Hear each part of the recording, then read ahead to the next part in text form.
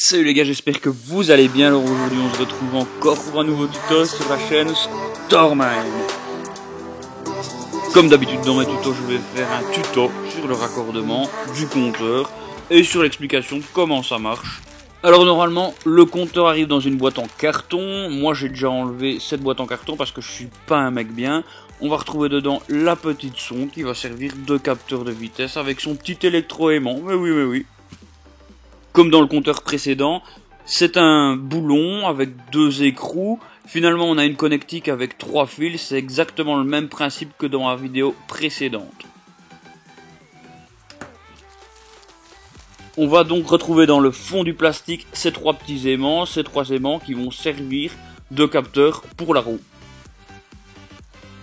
Voici finalement le compteur qui est recouvert d'un filament plastique et de ces connectiques que voici. Ce compteur est par contre un peu trop large à mon goût.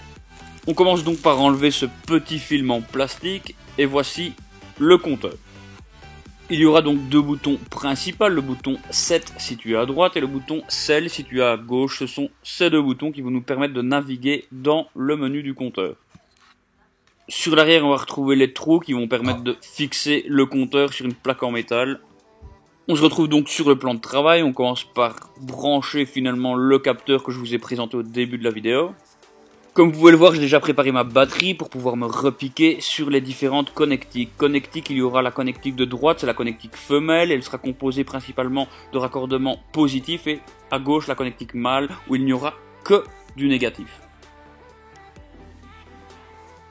Pour faire fonctionner ce compteur, on prend d'abord un fil négatif, on vient le brancher sur le fil vert de la connectique femelle simplement, et puis on prend un fil plus qu'on vient brancher sur la connectique femelle toujours, mais cette fois-ci sur le noir, et on peut voir que le compteur va s'allumer.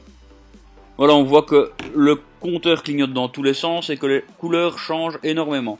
Alors si je recommence pour vous montrer de plus près,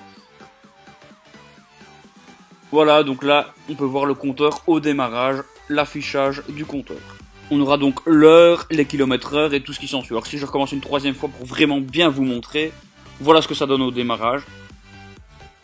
On va commencer par le plus facile, c'est-à-dire qu'on va prendre la connectique mâle que voici. Sur cette connectique, il n'y aura que du négatif.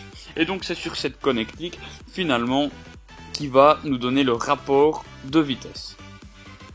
En bas à gauche, ce sera le témoin neutre, et puis ensuite nous aurons le rapport numéro 1, le rapport numéro 2, le rapport numéro 3 et le rapport numéro 4 comme vous l'avez deviné.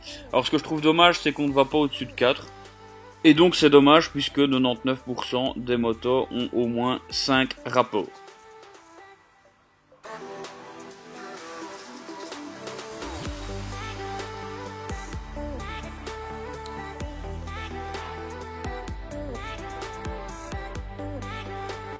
Ensuite je vais prendre un fil positif et je vais revenir sur ma connectique femelle. Donc en commençant du dessus à gauche, on aura le clignotant de droite, puis les grands phares, voilà, puis le clignotant de gauche, et finalement les deux en dessous seront le contour du CDI et la jauge de carburant. Donc ça ne fait rien quand je mets mon câble dessus, ce qui est tout à fait logique. Alors la dernière connectique en bas à gauche, qui est la connectique rouge, enfin qui est le câble rouge, sera la fonction memory, donc c'est elle qui va être branchée sur le plus permanent pour garder en mémoire l'heure, la date, les kilomètres, etc.